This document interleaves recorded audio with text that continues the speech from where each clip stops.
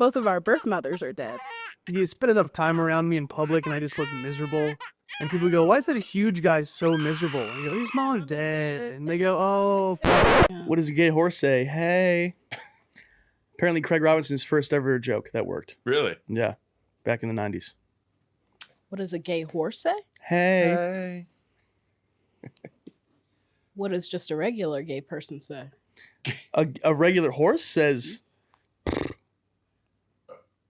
but a gay horse says, hey. Okay. Are we on? Yeah, we're good. I mean, Okay, this is we're gold. good. This is gold. This is all comedy gold. This I is want gold. all of it. Keep this in. Oh my God. Hi, everybody. Welcome back to the Adopted podcast. This is episode number 2. I'm excited to be here. I'm really excited because in episode number 1, I had my friend Sam Hunter on, and I have invited him to be my co-host. So I would like to introduce the very funny comedian, Sam Hunter. Hi. Hello. Hi, Justin. Hi, Jemischa. Hi, Creek in the Cave. How are you doing today? I'm big chillin'. You're big chillin'? Big chillin'. Are you big chillin' because you're chillin' and you're big? Definitely. Okay. All right. Definitely. I'm all encompassing the big chillin'. All right. But no, we got some meditation done. Got some writing done. Meditation? Therapy later. Gonna later. hit the gym. Big day. Tuesdays, I'm not working, so I gotta make it count. You're doing it all. Yeah. Except fucking. Sorry. Well, it's only been a month. It's been 4 weeks. Yeah, true. Take a break. Yeah, take a break. Take a load off from the Hispanic women. Yeah, those little bastards are feisty, you know? Oh, they have fathers. They do. They do have fathers. They do have fathers, and they don't love when they leave the house. Hey. Until the retarded white man shows up and goes, "You're mine now." Okay. And then they make your life a living hell for 2 years. Okay. Yeah. Okay. Well, living hell, that's what you described that? Yes, for comedy purposes. Okay. Yeah. All right. It was fine. It was fine. Mm-hmm. How are you? But I've had a tough day. It's been a tough day. It's been a tough few days. It's been a tough life. I agree with the last part, absolutely. Yeah. I saw you for about 4 seconds last night, and I was running my show here, and we just said hi for like a second. Yeah. And after you left, I was like, I think Jemischa's having a bad day. Yeah, I don't even well, I was telling Justin yesterday, it was just a weird Monday. Like I used to have like a Monday routine. Like me and Genevieve would, play cards every Monday, and it's just like a lot of Kill Tony stuff, and but she was working last night, and I missed her a lot, so I called her, but she was working. And then she popped into the mic here, and we didn't talk. I just watched her send. She went back to work. She was in the middle of her shift. Oh, yeah. So I don't know. I was just trying to find, I don't want to say people to hang out, but I was like, what do I do without Genevieve? I don't have other friends. So I hung out with Justin. Everyone's go-to when their friends aren't around. Who was quite mean to me yesterday. Of course he is. God. He's a piece of shit. What the fuck? He's a piece of shit asshole. Welcome Welcome back. show. Welcome back to the show. Fucking scumbag. Oh my gosh. Sorry. But yeah, no, I'm excited to have you because when we did the first episode, I wasn't really sure what to expect. But as I was watching it back, I don't know. I just felt you'd be a perfect co-host for me to have on this. And, you're one of the only comics, if not the only comic, who kind of understands what this portion of my life is about. And conversing with you during that couple hours was really fun. And yeah, so I was like, I want to have Sam as my co-host. And then I was scared to ask you. And then I finally did. And you said yes. Yeah, of course. And now we're getting married. Now we're getting married. I'm sorry, I'm not Mexican. I mean, I'm pissed about it, but I did grow up with him. Does that count? It counts a little bit. As long as you know a decent salsa recipe, we can work things out. Okay, that's perfect. Yeah, and then we can put our kids up for adoption and just keep the generational trauma going. Yeah. Perpetuate it for as long as possible. Yeah, absolutely. Holy moly. That'd be fun. That would be fun. Hey, I remember, so in the last episode, I mentioned this book that I had that was filled with... oh my gosh, I forgot. Filled with childhood, pre-adoption childhood memories. Oh, I can't believe you remembered. That's the book. This top one here? Yeah. Careful, Okay. because there's like dead people in the back. Just that's where I keep all like my like obituary stuff when I go to funerals. Oh my also. God. I'm going to be haunted after this. This thing is like, if my apartment were to burn down, Mhm. this would be the only thing I'm going in for. That's Nice. That's This is it. something. I've had this I'm 30 now, so it'd be 25 years. It's probably this is the only thing that I've had for that long. That's nice. I'm looking at a nice little farm town. Yeah, I don't. And on the American flag next to the cow and the horse, it looks like in your childhood handwriting. Yeah. God bless America, Jemischa Albo. God bless America. What a patriot. Right outside of DC. What a fucking patriot. Oh my gosh, there's the dead people. Oh my God. I'm haunted.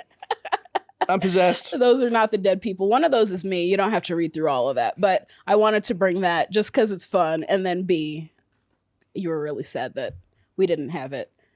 Yeah, well, so this day. is a compilation of pre-adopted life. Yes. Where in Baltimore? Outside of Baltimore? Outside of DC. Gotcha. Oh yeah. Oh my gosh, adorable. Yeah. And the older woman's my foster mother. I don't know Gotcha. if I'll be able to I'll have to figure out a way to like best put this like on camera. Yeah. But Does that help? oh yeah, does that help with We did anything? Little old me. That is fucking adorable. Now, okay, so the first 3 pages are filled with like top to bottom writing. This is Yeah. from 2001. 2001. And you're born in 95. Yep. 94. Gotcha. This was right after 9/11. Nice. Yeah. Best time in U.S. history. Yep. Is this your foster parents like writing to you? Yeah. To keep for another time? My foster mother and then her 2 daughters and her son all wrote in there. And then, yeah, everybody just has like written down memories with me. It's really cute. Every time I go through it, I cry like a bitch because it's just so, it's so much. Wonderful. I am so jealous that you have this.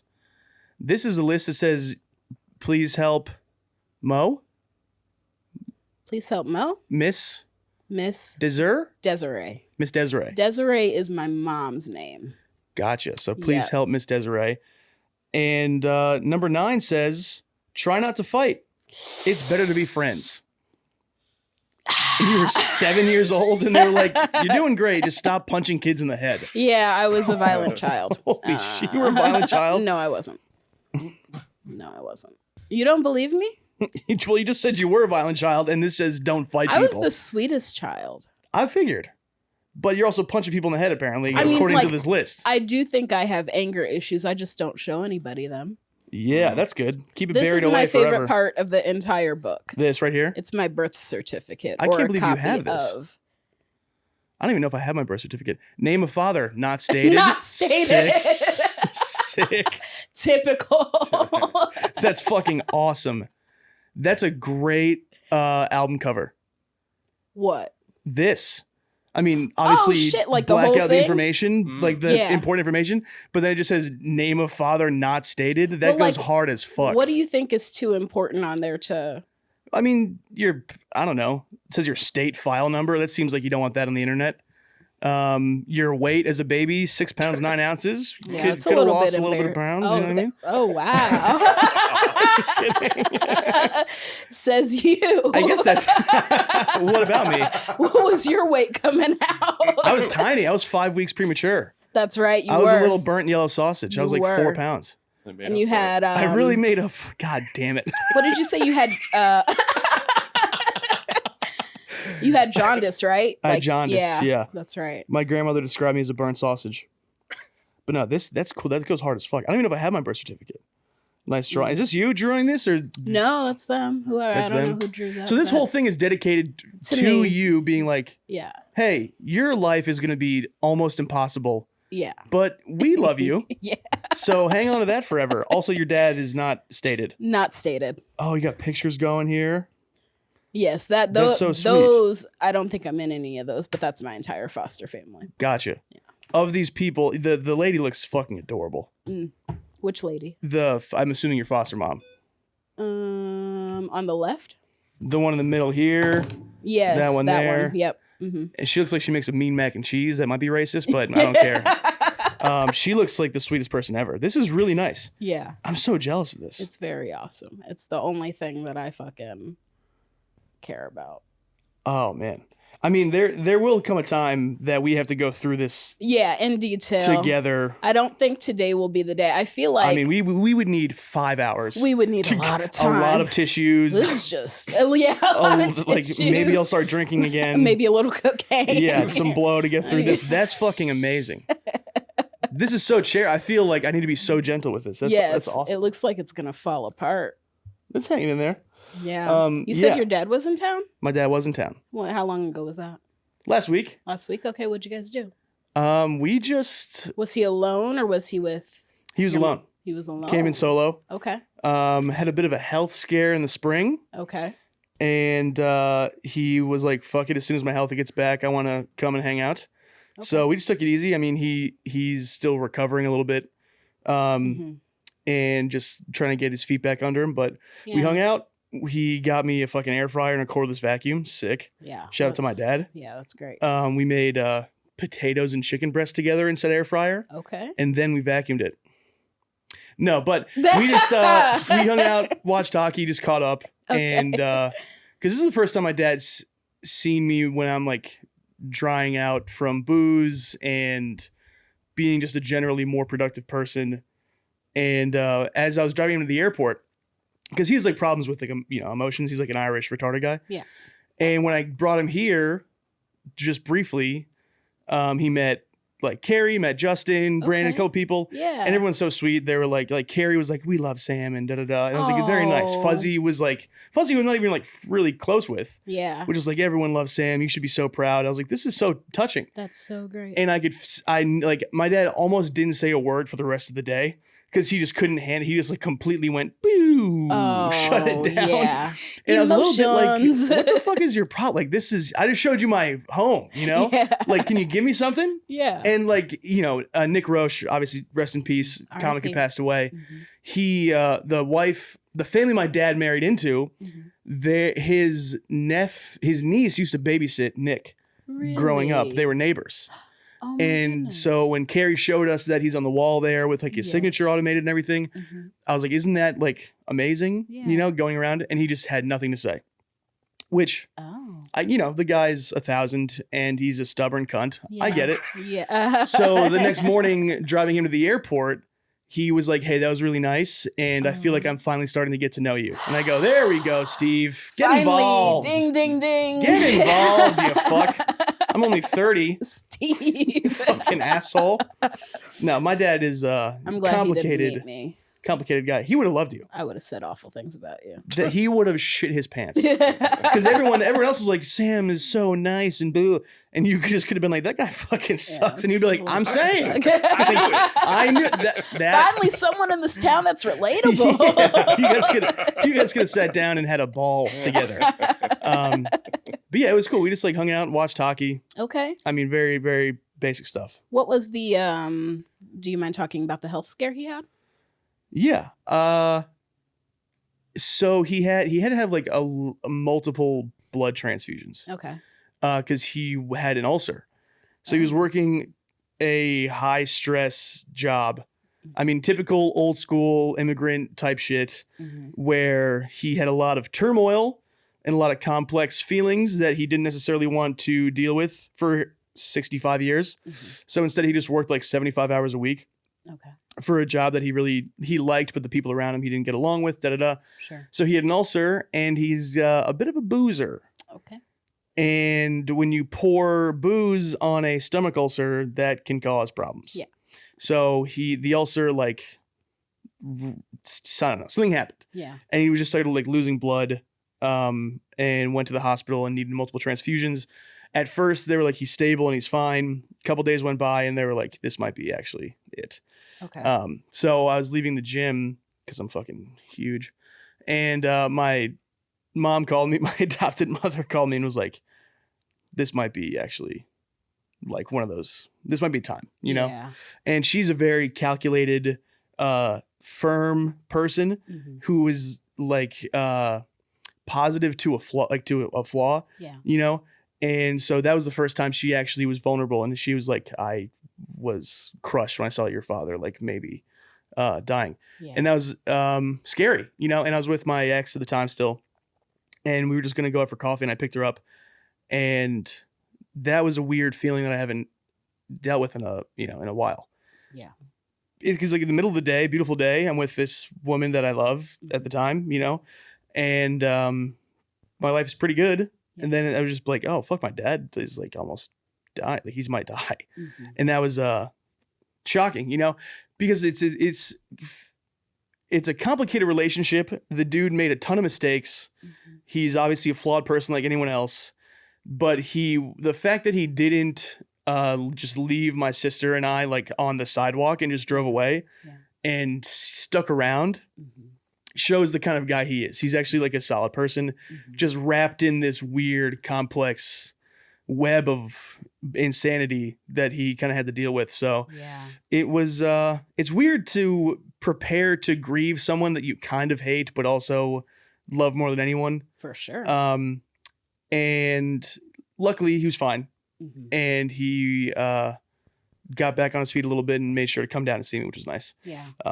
What was the turnaround? Like because your mom saying that, hey, your dad is about to die, that's very serious. What happened to turn his health around? They just had to give him so much blood.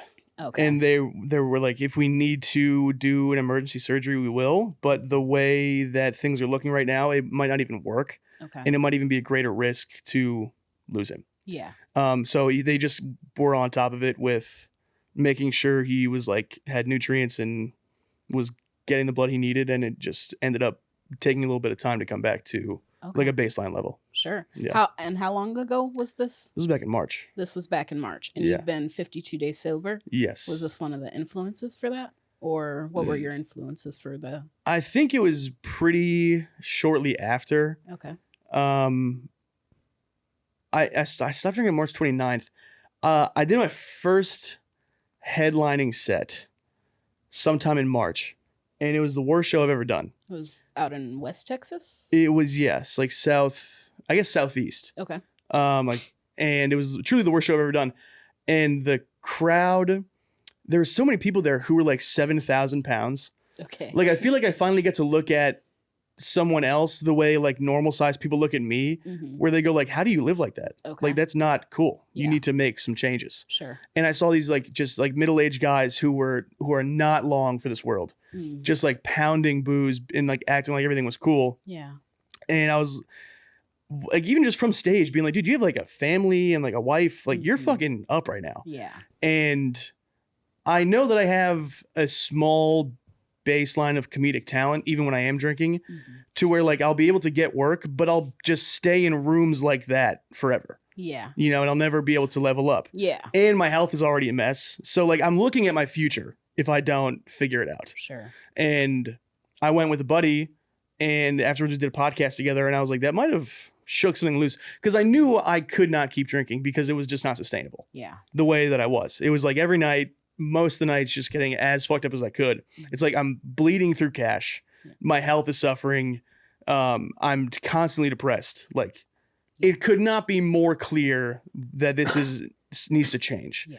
And then for whatever reason, that show, it was one of those things where it's like, if I can't recognize this as a message, I am brain dead. Yeah. It could not be more obvious.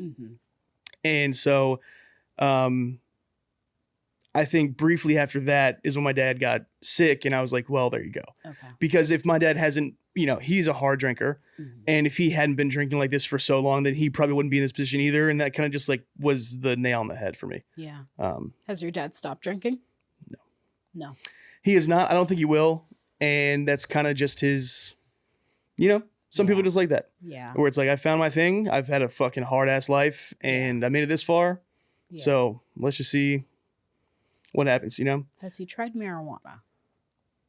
No. I've thought about giving him just a little fucking spritz, you know? Just a drop. Just a little just something. To wean him off the booze, because the weed's not going to fuck up your stomach. Right. Yeah. Unless you're just pounding like Doritos, which you can come back from Doritos. Yeah. You're not coming back from like a bottle of scotch. Because, you know, it's funny. So his mom never drank. She was so religious, she never had a sip of alcohol. Mm-hmm. And she was so old, like country Irish and anxiety filled that when she would come from Canada to the States and go to the family, like Christmas parties of my adopted family, she would be so eager to help and be up everyone's ass. And she sounded weird because she had like a Canadian and Irish accent at the same time. And she was, you know, she was like from a time machine from the late 1800s, you know, like she's from the old fucking country. That my adopted mother would spike her drinks with just a little bit of vodka to loosen her up. And it was great. She was like suddenly flying around the room and like the life of the party. Is it wrong to spike a drink of an elderly woman who's never against alcohol? Absolutely. Did it work? Absolutely. Oh my God. And I was like, well, if we're doing that to his mom, what's stopping me from putting like a 5 milligram of THC? Like in like a cheese, like a piece of cheese, like how you get a dog pills. Just like throw a craft single in my dad's mouth that has a little bit of weed in it and just see what happens. There's entire industries built off of this, putting THC in. Just like fancy cuisines, like you could have fettuccine alfredo with like, and you could get high off of it, and people like make a lot of money and charge $1 million for the fucking pasta. I used to want to do that. So evil because when it tastes good, you just eat. You go, this is amazing, and then you can't, and then you're so stoned. Yeah, you're so stoned, and then you already have the food, and it's like you save time, not money, but time. Yeah, right. Errands. That's so crazy. Did your dad, was he a drinker before your mom died? Yes. He was? Yeah. So it's just been his whole life? I think so, because his dad was like a true blue alcoholic. Okay. Like all day, every day. Okay. But when my sister and I were born, they were like running a company together. So I think it was kind of like a weekend, maybe like a glass of wine or two with dinner. And then like on the weekends, we'll, you know, celebrate, I guess. Yeah. And then it definitely escalated to like, my life is in shambles. Yeah. For the third time. Yeah. So. Because he was like what? Repaying or trying to recover from all the tax situation? He was. Yeah. So after my mom passed, he moved, just like kind of lost his mind, moved to the States with another woman who was still married. She had 2 kids. We all lived together trying to make it work. It got to the point where they were like, you're going to get deported if you guys try to get married. So fuck off, you know? Yeah. So we had to move to another town with a new lady. She had 3 kids. That was a nightmare. She beat the fuck out of us. They actually got married, got divorced. She got everything in the divorce. So then my dad was unemployed, going through divorce, and $250,000 in debt to the Canadian government while raising 2 fat nightmares, 2 blonde fat nightmares.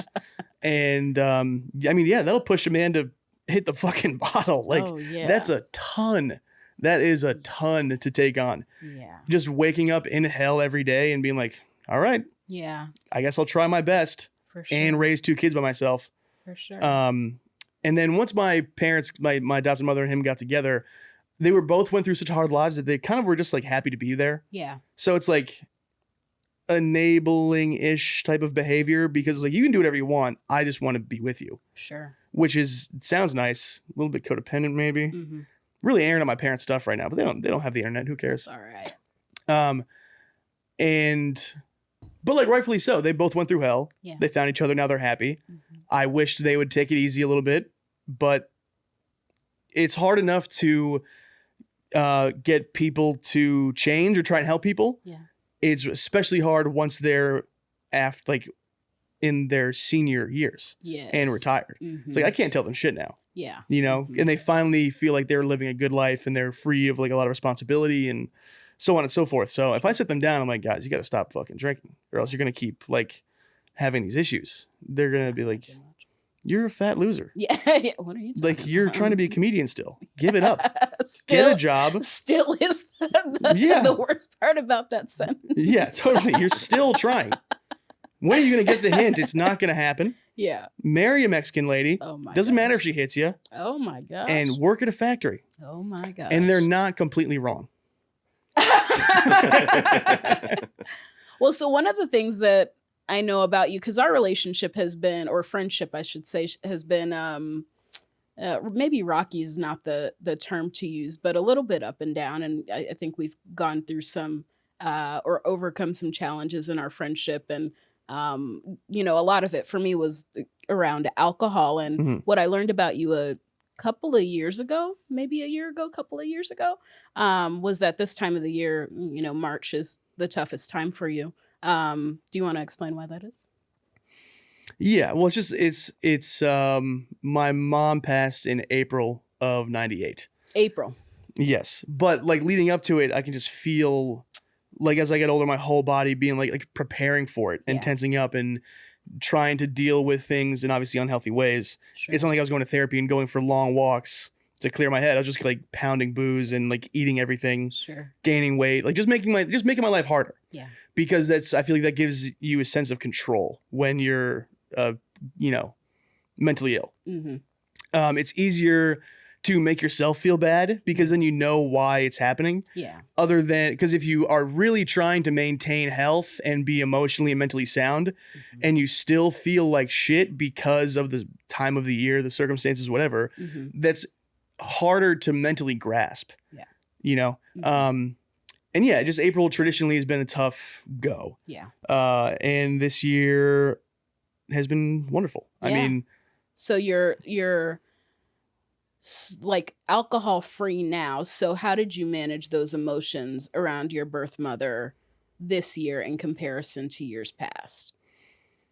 well, I just knew that I was done drinking, at least the way that I was. Mm.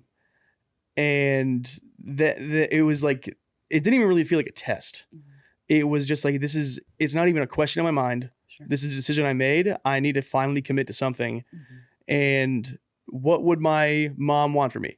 Would you Yeah. want me to keep being a piece of shit Mhm. or finally face my own life and try and dig myself out of this hole? Right.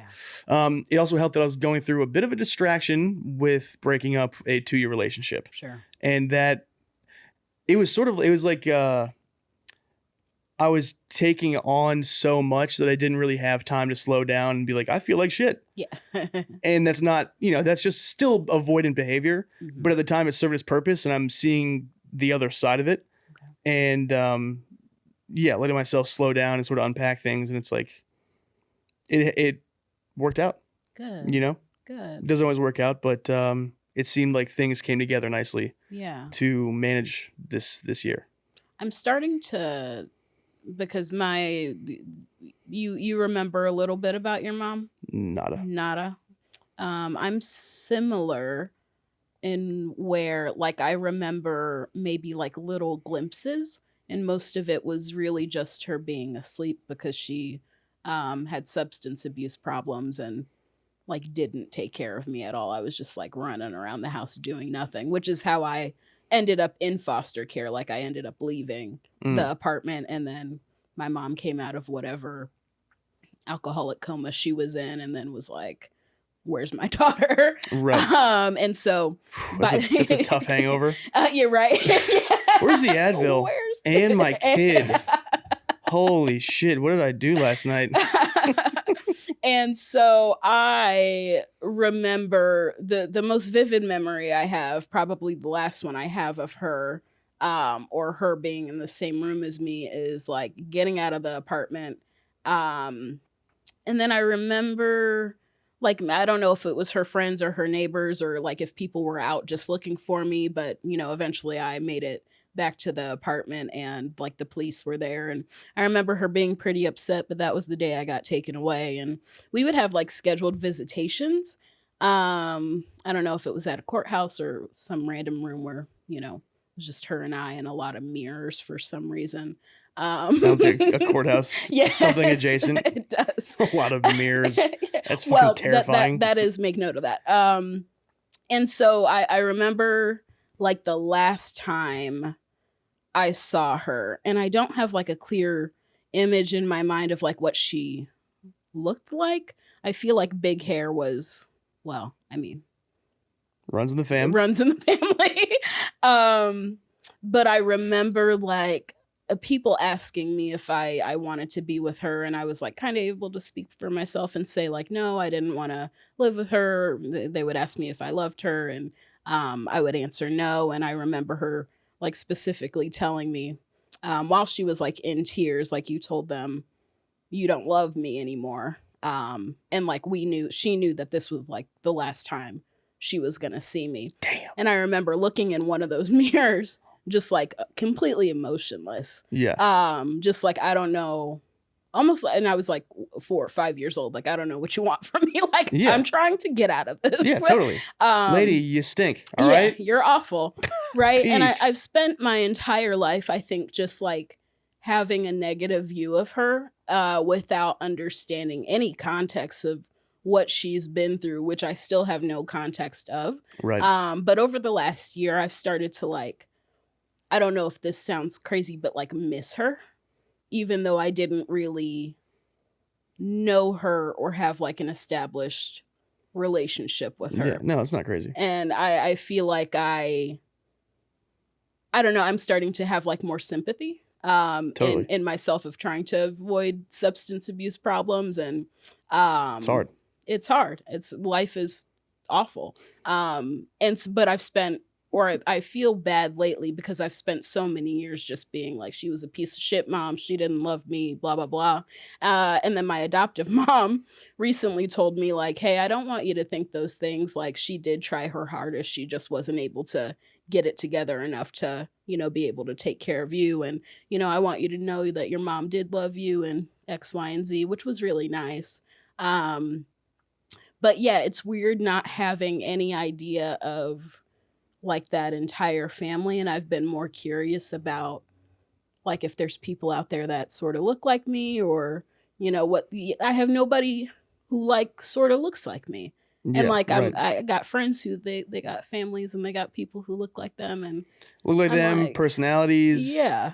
It's like social norms, Yeah. cultural norms, Mm-hmm. common knowledge. Common knowledge, yeah. I think that's one thing. First of all, what a story. Oh. I am like blown away right now. By The which fact part? that- the whole thing, of course. And every time we talk, I always feel like that. Oh. And I do relate in like many ways. Not saying our stories are the same Mm-hmm. at all, But the fact that you were able to set a boundary as a fucking 4-year-old and be like, I was out that bro. bitch. Yeah, that's so out that sick. That's so telling of your personality too. Because the second you don't like something, you'll be like, I'm good. Yeah. And I'm just good. bounce. Yeah. I'm a bit of a people pleaser where I'm like, but wait, what if I can fix things? And Yeah. people, and then I just like set myself up for people to just treat me like shit. Sure. You very much so are like, I'm good, bro. Yeah. I'm going to go home and read. Fuck all of you. Like, it's Yeah. impressive. I have but- the polar opposite problem. Yes. Which is equally yes. as bad. Just in Yeah. the opposite Two sides way. of the same coin. Hyper independence and people pleasing, Uh-huh. kind of the same thing. Yeah. But I feel like we both have both in our own. Anyway. Yeah. But that's unbelievable. I'm picturing my therapist right now. Oh, gosh. What a gay Joe in Dallas gang, bro. He would be like, let's slow down for a second and see how we feel. And I just want to uplift you and myself Okay. and be like, can you believe that we aren't addicted to heroin right now? Oh my God. Can how you nice it would believe be. we aren't passed away or in prison or homeless right now? Yeah. Just on that baseline alone, we are crushing it. Yeah. Crushing it. Yep. And I totally agree with what you're saying about if there's people out there like me, Yeah. because I was born in Canada. So my Mhm. Canadian family don't really know because I moved Right. to the States when I was young. And then my dad's side of the family is in Ireland. Okay. So I grew up in the States with these like adopted-ish type people or Sure. like, temporary like placeholding families, not necessarily foster care, but Mm-hmm. the white suburban version of that. Yeah. The cul-de-sac orphan, as I call myself. Yes. And I do have this like weird fantasy of like walking into a bar in Ireland Mhm. and seeing 30 mutants like me. And I Oh, go, yeah. holy shit. I'm home. I'm home. Yes, truly.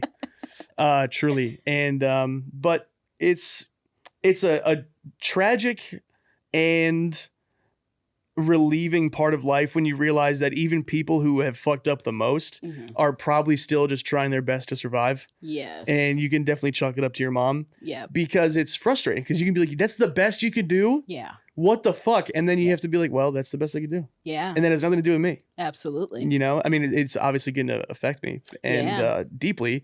But missing your mom is, I think, totally natural. And it's probably comes out in more ways than one, where it's maybe not her personally, but that maybe sort of like TV sitcom idea of a mom where like they look like you, sound like you, they were there for you.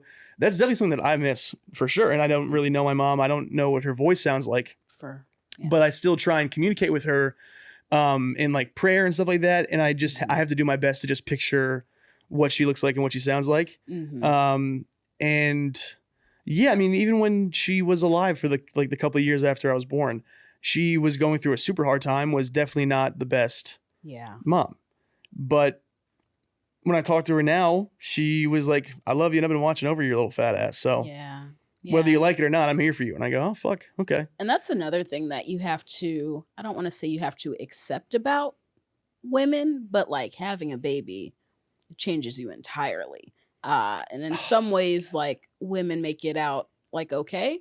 But then other ways, like they just fall apart completely. I had a situation when I was 17 or 18. What are you laughing at? Even after you said I had a situation when I was 17, my first thought in my head was whore. I don't know why. I'm so sorry. I'm so sorry. That's the first thing that came to my mind. Like mother, like daughter. Okay, go ahead. I'm going to stop.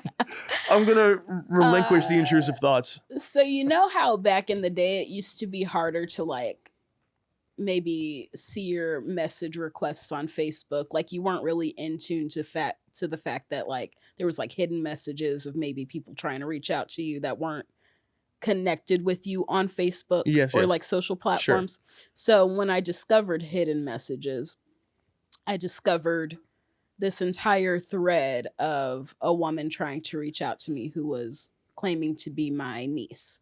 And she had a few children. And I don't remember if I've told you this story, but it was message after message. There must have been, I don't know, 18 to 20 messages, all caps, no punctuation, just like that's terrifying. All caps, yelling but saying nice things and like introducing her nephews to me and introducing her sons, which would be like my nephews to me, wanting communication with me, giving me every phone number under the book because I think she was just one of those people with a new phone number every month, like you do. A sign of stability. Yeah, right. A sign of consistent relationships and mental stability. Right. Absolutely. There had to have been all 5 caps. Or 7 different fucking phone numbers for this lady. Oh my gosh. At different points over the years, and it must have been a couple years before I had seen all of these messages. And I ran it through with my foster mother's daughter because her and I had a close relationship.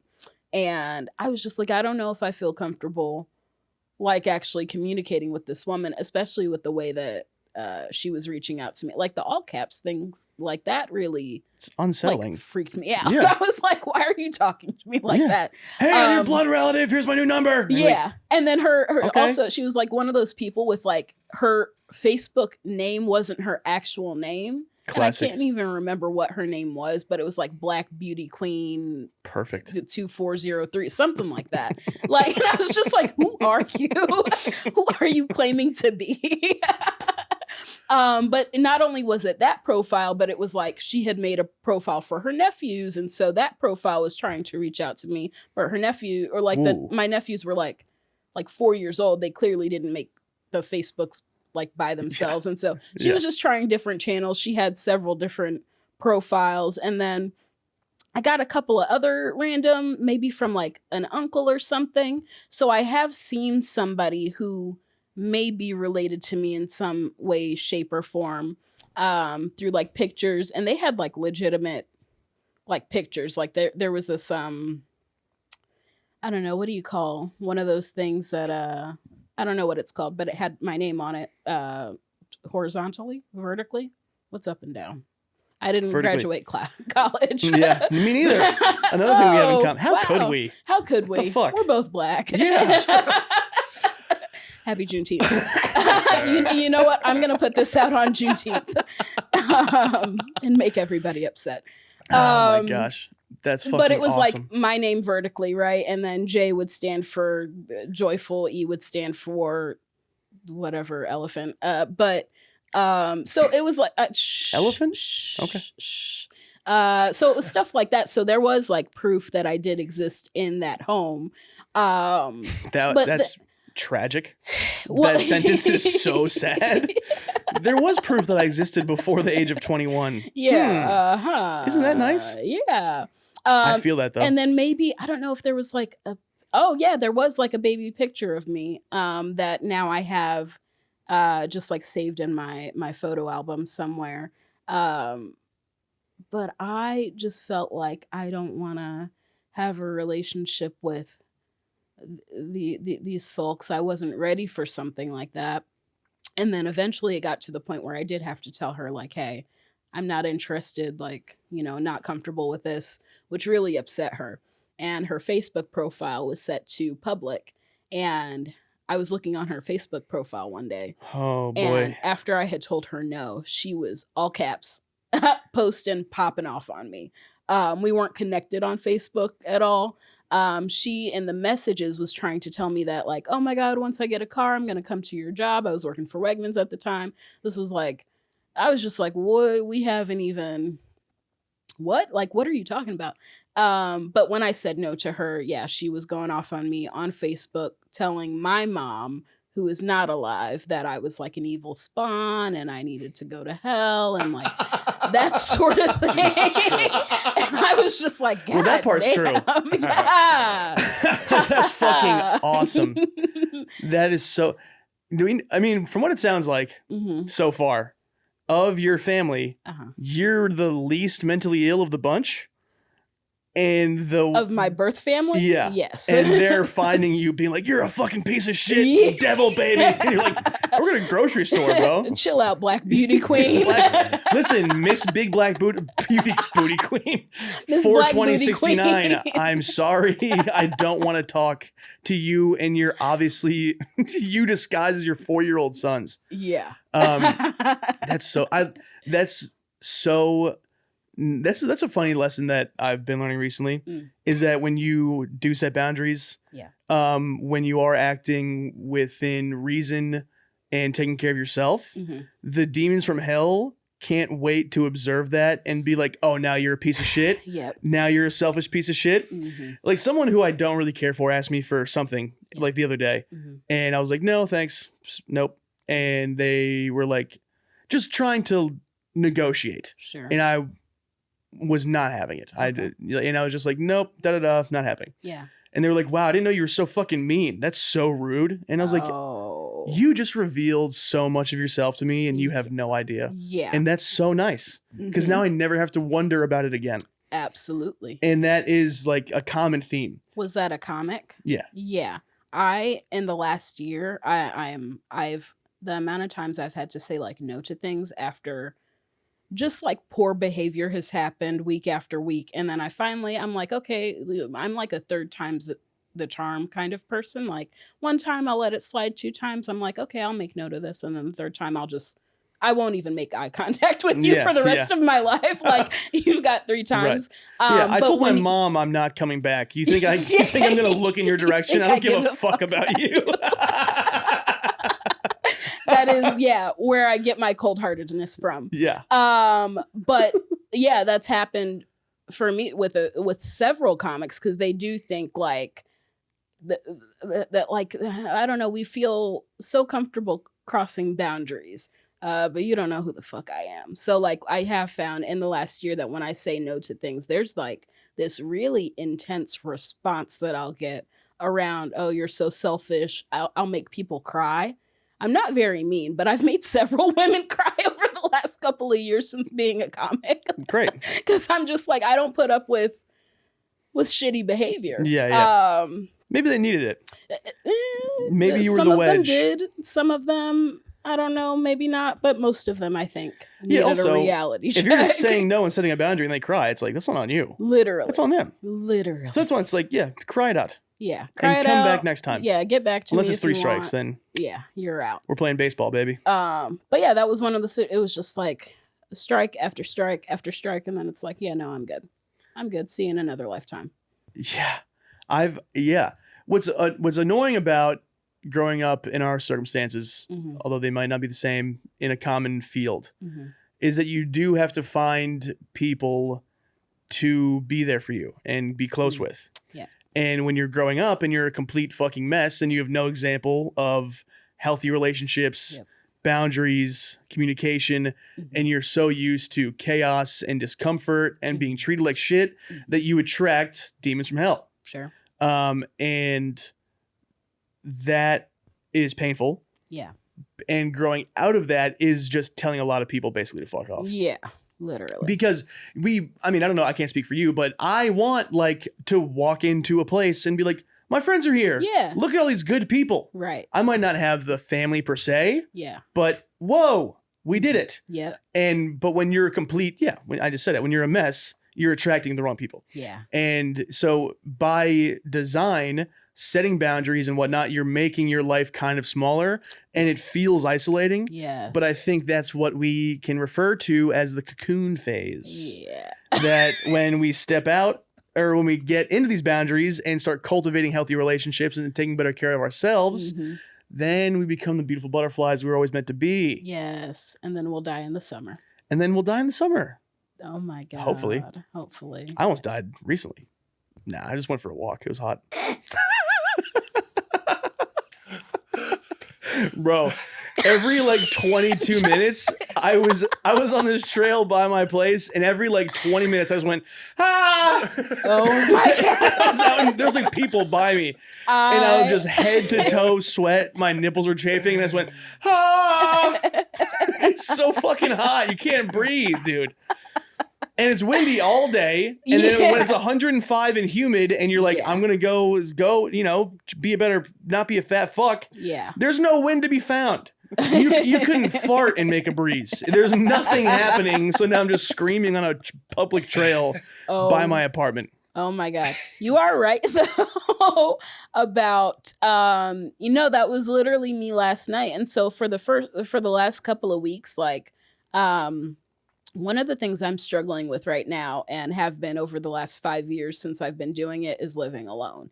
I'm not somebody like at the end of my lease, I'll have to go find roommates because I cannot for whatever reason live alone and like regulate myself living alone. And I will isolate. And Genevieve actually called me out on it like a month ago that I'll disappear from the map for like 2 weeks. You will do that. I will do that. I'll be in bed by 7:00, wake up at 4 a.m., go to work, come back from work, go to sleep. And it's like a vicious cycle that I go through with like not wanting to deal with anything except like just working. Cause like I don't have the energy to do much else. And then when you are in that behavior of constantly, I don't want to say like constantly cutting people off, but like going through and setting boundaries for yourself, it does make you feel isolated and makes you feel like when you walk into a room, maybe there's not a lot of people who love you, but I'll get in my head and I'll just like disappear off the map. Which is not good. So last night was one of those nights where I was like, I'm trying not to go home. I will go home I'll go home right the fuck now. Yeah. Oh my gosh. And I was doing like everything I could to just like stay out a little bit longer and a little bit longer. And generally after work, I'll get off of work anywhere between like 3:30 and 5:30. Generally, I just come straight here, or I'll go to Sunset, hit an early mic, and then come here, which I like to do because it keeps me from going home. But then I'm like, all right, I've been here for a couple hours. I really want to fucking go home. And then last night, the food truck here was closed. And I was like, I'm getting the fuck out of here. I'll start a fucking riot. I'll burn this place to the ground. I'll burn this place to the fucking ground. But I was like, no, just go across the street, get some tacos, and then come right back. Do your set on the mic. And it went, I'm glad that I stayed out. And then I forgot I signed up for a later mic at like 9:30 at Fallout. And so I was like, fuck, I can't cancel on that again. Because the last time I did, it was because of that isolating behavior where it's like, I'm just sitting around waiting for this mic. I'm going to go home and fucking just drink myself to death, even though I don't drink. I was gonna say, hey, welcome. Welcome aboard. But yeah, so that's something I'm trying to really, really get out of. And I'm like, literally, I have to force myself to stay out. Otherwise, I'll just go home and go to bed. Totally. And I won't get anything done. I won't write material. I won't practice material. I won't work on anything for this.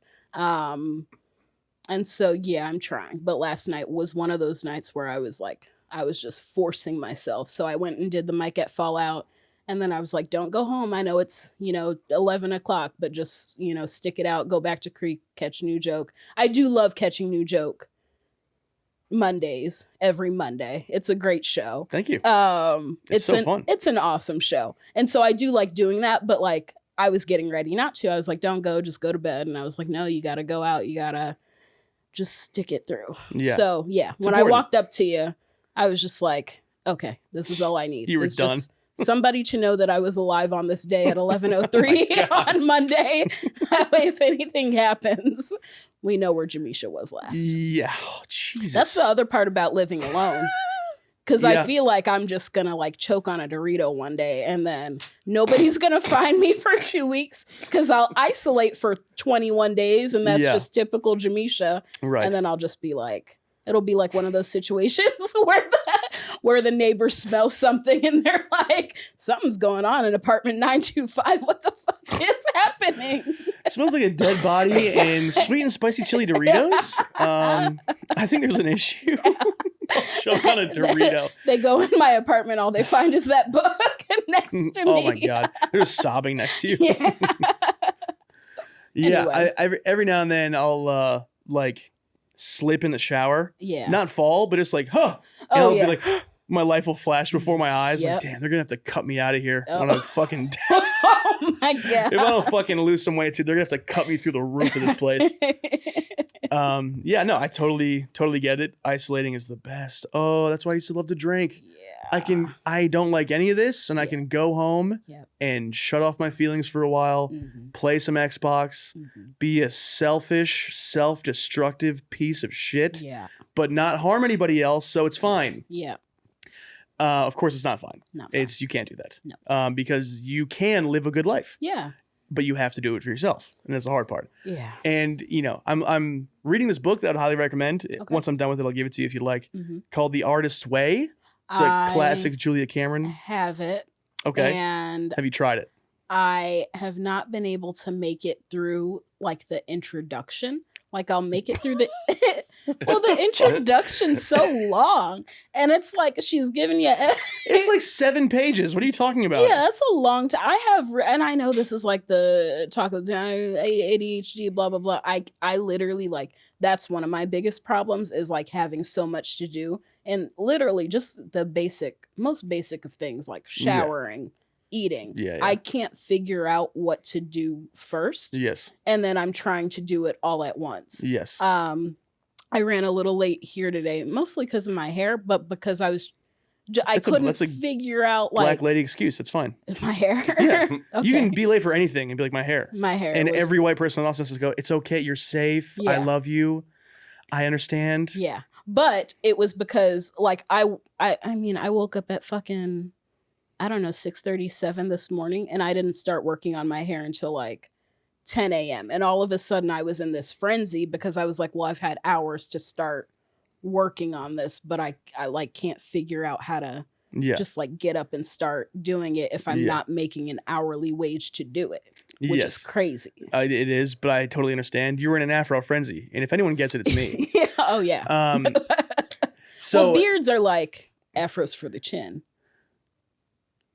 Thank you so much. Okay. I can't even save you on that one. Bombing on the podcast. You know what I do for my beard? I go like this, and then I leave the house. So what's interesting about that, and I'm going to get back to The Artist's Way. My sister, who I don't really speak to, but here, and I'll get whisperings from her. Yeah. You want to hear something hilarious, by the way? Now I'm on my little ADHD tip. The first maybe 4 years I was doing stand-up, we were still in touch, and she would always shun me for like trying to be a comedian and be like, you're not even like funny, this sucks. Any content I would post, she'd be like, this is embarrassing for the family. She would like comment on those? That's awful. Yeah, she was a piece of shit. That's almost as equally as awful, if not equally, if not more, because she was blaming you for your mom dying. Yeah, because she said, according to my sister, that after she was born, life was good. Then after I was born is when my mom got really depressed and she passed. So essentially it's my fault. Yeah. And which is hilarious that a baby is like ruining life, you know? Yeah. Anyway, so she always giving me a hard time about doing stand up, and I think she was just jealous, you know, which I get. Jealous. She's a complex lady. Yeah. Not a bad person. I give her a hard time, but like I love her from a distance. I love her in my mind. Sure. But I don't know if we'll ever really be kind of close. Yeah. Now she's overseas in the UK doing stand up. No, she's that not. Fucking bitch. Yes. That absolute piece of shit. That fucking bitch. How long has she been doing stand-up? I think for like 6 months. You're kidding me. I don't have her like on any social media really, but my dad showed me her Facebook, which is public, and it's like Ladies' Night Comedy at the Fuck Factory in Chuckle Hut, England. And she's like, "Oh, I better get to writing more jokes before my next gig." Blah, blah, blah, blah, blah. I'm like, what the You think you know this industry, bitch? I have been in the gutter for 8 years. And you're just going to hop on a ladies' night in some buttfuck town in the UK? Crazy. Oh, my God. Crazy. So just want to make that point because it's funny. Yes. To give me a hard time for years about chasing my dreams. And now suddenly, anyway. She told my dad, which he related back to me, that she got diagnosed with ADHD and was taking medication for it, and it completely changed her life. So in October, that's when I started seeing a psychiatrist and a psychologist, 2 different things apparently. Yes. And that's where I got these like official diagnoses. They were unofficial during COVID, where I was getting prescribed. My primary care physician was prescribing me Vyvanse. I was taking 20 milligrams of Vyvanse every day. And like, this was during 2020, living by myself for the first time, losing my fucking mind. So you'd be really focused on how suicidal you are. Oh, dude. So I wasn't suicidal actually until I moved here. Oh, congratulations. Stand up. It was like, I'll do it. It was literally 3 months after I moved here where like that happened for the first time. And then for the last 3 years, it's literally me fending off wanting to off myself. And that's part of like the last few days, like just, you know, once that period rolls around, like those are the kind of thoughts that I start having. But anyway, so she was like unofficially. Do I have to call someone? Don't worry about it. Oh, great. Don't worry about it. Not an issue. I'll never think about it again. So she was unofficially treating me for ADHD because with that, we have a binge eating disorder. And so Vyvanse was really helping. But I also like lost 10 pounds in the first week. And I was like, okay, maybe that's not a lot what we want to be doing. Like, yeah, that's great. But also maybe not exactly sustainable. Yeah. That's a lot of I was change. Also like kickboxing. Yeah, so I was like on 20 milligrams of Vyvanse every day, kickboxing and not eating. And it was just my God, what's going on? Your brain would split in half. Yeah. If you did that for... Yeah. And so that was my first time with stimulants. I think I maybe had like an off the street Adderall before, but it wasn't like a thing. And so fast forward 2024, actually almost a year ago, I took like a leave of absence off of work because I just had a mental spiral. And that's when I got the psychologist and the psychiatrist. And so ADHD was one of the things where like I literally, even my short-term memory is like, it's just so embarrassingly bad right now. Like, and I don't know, because that hasn't been me forever. But especially the binge eating, they diagnosed me with like mild to moderate autism, which was weird to put the mild and moderate in front of it because I feel like I'm going to see a commercial later on in life. Like, do you have mild to moderate autism? You just come online. You're like, you can receive financial compensation. Great. I'm going to count so many jelly beans with this money. Anyway, so my psychiatrist was like, what about, have you tried Ritalin? And I was like, that doesn't sound like something I want to try. Like in my head, that was going to be worse than the Vyvanse. And I told her what my experience was with that. And then fast forward to a couple of months ago, I was like, fuck it, let's try it, because I kept hearing that the medication would be good.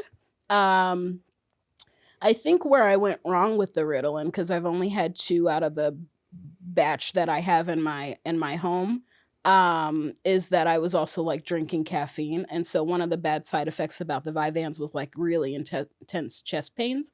And that's like what I really didn't want with the Ritalin. And so I was having really bad chest pains. That's terrifying. And I was like literally having, I don't want to say it was like a psychotic break, but like really bad panic attacks. Yeah. And I have not had panic attacks since I was on Vyvanse in 2020.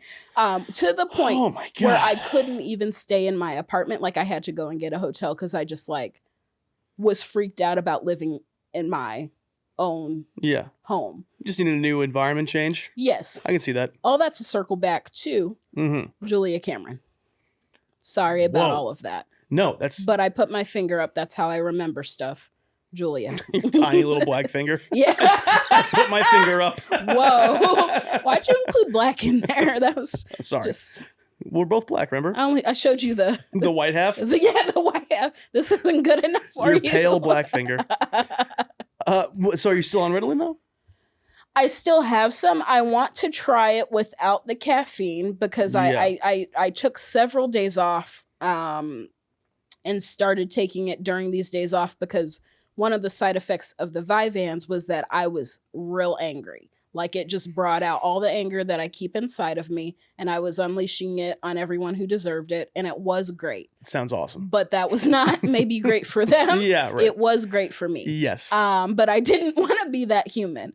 Right. So I wanted some days off to really, try it. And I think between that and the caffeine, like the chest pains were crazy. I was having panic attacks. I had to get a hotel. I was like, well, I can't stay in a hotel for the rest of my life. I'm going to have to go back home. That'd be kind of cool. Yeah. Oh, it would. Just be fake homeless. I do get a Hilton Family Friends discount. Really? Yeah, I do. I think it's only good for so many nights, but I did consider living out of a Hilton hitting hotel. you up for that at some point. Don't I'm sure. hit me up. I'm the friend. I'm not. Oh, dang, you're the plug? Yeah. Well, chapter 3 of The Artist's Way is about anger. Oh. And how it is a gift. Okay. Because it's an indication of things that you're unhappy with. It's not permission to lash out like you were doing and just go crazy. Yeah. But it is it's like one of the most clear signals your body can tell you of like, hey, we don't like this. And then once you find a way to channel it and da-da-da. So that's what we're going through this week. Okay. I forget why I even brought it up in the motherfucking first place. Julia Cameron. I was going to recommend it to you. Yep. I said that I haven't gotten past the intro. Haven't gotten past the intro, which is crazy because it's so good. That's insane. You don't have a soul. Fuck my tits. No. On a Monday morning. It's Tuesday and it's 2:30 in the afternoon. Fuck, I totally forgot. Maybe synchronicities I was talking about. It's a part of the book where it's like, you'd be surprised how accommodating your existence is if you just ask for the shit you want. Yeah. And a big thing for me recently has been like physical health, mental health, bigger penis, and a milk from a goat, I'm sorry. I just had a brain spaz. Were you gifted this book or did you go and buy it? I went and bought it. You went and buy it. Okay. Yeah. Somebody gifted it to me. I don't know if you remember. I don't know if he still does comedy. He lives in Denver now. His name's Andrew Sheets. Oh yeah. I remember him being a nice guy. Super awesome dude. Yeah. One of my best friends while he was down here. Yeah. He gifted it to me. When I read through the intro, it's hard for me to get past, not because I don't want to, it's because it scares me. Because it holds you very accountable. And that's something that's often mentioned throughout the book. Totally. And one of the things that we were talking about is synchronicity and how if you kind of ask for what you want, you'll see things just magically line up. Yeah. And you can pretend like it's not like God trying to work with you and you can ignore it like a fucking freak. Yeah. And I think that's the point I was trying to make, but I forget what context it was in. That's right. The point, I think it would definitely speak to you. Yeah. Especially if you're scared of it. I think that's an even bigger indicator of like maybe you should try and dive in whenever you're ready. No pressure. It sits on my counter. I see it every day. And I want, it does scare me. Totally. It's scary. Yeah. It just, because freaks me out. it's sort of the same, along the same lines of like, I can harm myself, but at least I'll know I'll be in control. Yes. It's scarier to be like, what if things go well? Yeah. That's scary. Because we know what failure is like. For we sure. know what pain is like. So it's like, but we aren't super accustomed to things going well. Yeah. And that is terrifying. This book will help. I will commit to reading the book. Whenever you're ready. No, I'll commit to reading it because I've had it for 2 years. And so Andrew gave it to me, and I remember he just like had it. We were at like Lucky Duck, and he just had it in his backpack.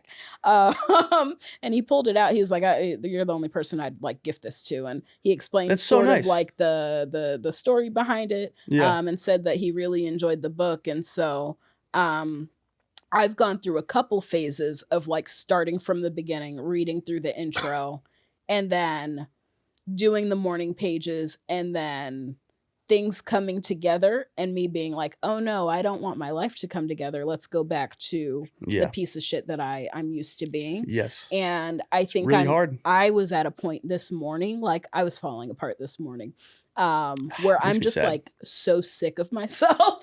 Like I'm so sick of the way that I live, the way that I treat myself, the fact that I can't take care of the things that I want in life as well as I can take care of the things that I do for an hourly wage. And I'll work so hard for other people, but not myself. That was the agency for my whole lifestyle change. Yeah. Was I'm so tired of being this person. So sick of myself. And I can get better. Yeah. It just takes praying 50,000 times a day, an unbelievable amount of patience, and a bit of loneliness. Yeah. Bit of feeling the feelings. Yeah. It's hard. Absolutely. But like, I got you. You can call me. Thank you. Justin doesn't, but I got you. Well, Justin's. I'm good. Yeah, don't call me. I don't hate myself that much. I hate myself, but not that much. We really hate. Like I was like, I really like. I'm so. It's so tiring to hate your like. So tiring to hate yourself that much. It's tiring to hate yourself, and it's really tiring to make change while still hating yourself. Yeah. So you're just observing yourself being a piece of shit. Yeah. While trying to change like lifelong habits. Yes. And not seeing the results. I'm a very result-oriented person. Yeah. Because I grew up being a perfectionist. Yep. Because it's like, well, if I'm perfect, then this family has to love me. Yeah. And that I didn't realize that was deeply ingrained in me for a long time. Yeah. And so, of course, I'm human and I have flaws. And when I would fall short of being perfect, which is constantly, I would just eviscerate myself until that became the norm. And now I'm 5,000 pounds and an alcoholic. Oopsie poopsie, that's how it goes. And so trying to pivot away from that is like, it's fucking hard, but like, it's really gratifying. And you get little blips here and there. Okay. Little signs that you're on the right track. Yeah. And you go, fuck, I might be able to fucking pull this out of my ass. Yeah. And it's exciting and it's painful and it's difficult. Yeah. But I'm on week 3. Okay. So I'm not too far ahead of you if you decide to start it soon. I will start it Also, I've heard people do it multiple times. Oh. That's how helpful it is. Okay. So maybe even if I complete this whole thing and you're still working your way through, I'll restart that bitch again if you restart it again. Thank you. You know, gotta have some accountability. Yeah, absolutely. No, I'll start it. I'm gonna make a commitment to start reading The Artist's Way by Julia Cameron. This is my documented commitment to not only Sam Hunter, but to myself. Yes. To get better in life, to stop hating myself, to, do what I came here to do, which is stand-up comedy. To execute this wonderful podcast that I'm really happy to have you on and, go through this journey with. And I'm happy that we are able to share some of the same experiences, even though they can be very different experiences. And yeah, I look forward to being with you on this journey. I'm so happy to be here. Yeah. That was so nice. Yeah, thank you. I think moving forward, we'll do this like once a month, and sometimes it'll be you and I. Sometimes we might bring a guest on here who has been adopted. I'm really looking for people, and if you know anybody, send them my way, of anybody who just like doesn't have parents or like Any situation You know, where the cool kids. yeah, the cool kids only club. Send us an orphanage. Anybody who's adopted, they don't have to be comedians. They could be artists of any kind. We want to, have them on and get their experiences and talk a lot about, the absolute fucking horrors of what we have been through, right? And so my motivation for this was that, I see that sort of stuff on the internet and it's always like so somber and like boring. It's boring. It's so boring. And I'm like, we can do both. Yeah. We can have the hard conversations and be vulnerable. And also, we're both black. Yeah. Yeah. On that note, I think we're going to end it here. Guys, thank you so much for joining us today. I am your host, Jemischa Albo, here with my co-host, who is... Sam Hunter. Sam Hunter. You can find Sam Hunter... at Big Sam Hunter on Instagram. And New Joke Monday, every Monday at the Creek in the Cave, 10 o'clock. 10 o'clock, one of the best shows in town. Yo. Absolute killers every single week. Fuzzy was hilarious last night, by the way. That first joke he did last night was so disgusting. That was one of the grossest things I've ever heard. Oh my God. He told me before he went up, and I was like, dude, no. Don't do it. And then he opened with it, and it crushed. And I was like, kid's good. I was cackling. The kid's good. He's so good. I'm Jemischa. You can find me on Instagram at _Jemischa, Jemischa. YouTube, same name, Jemischa. Have a good day. Adios. Bye.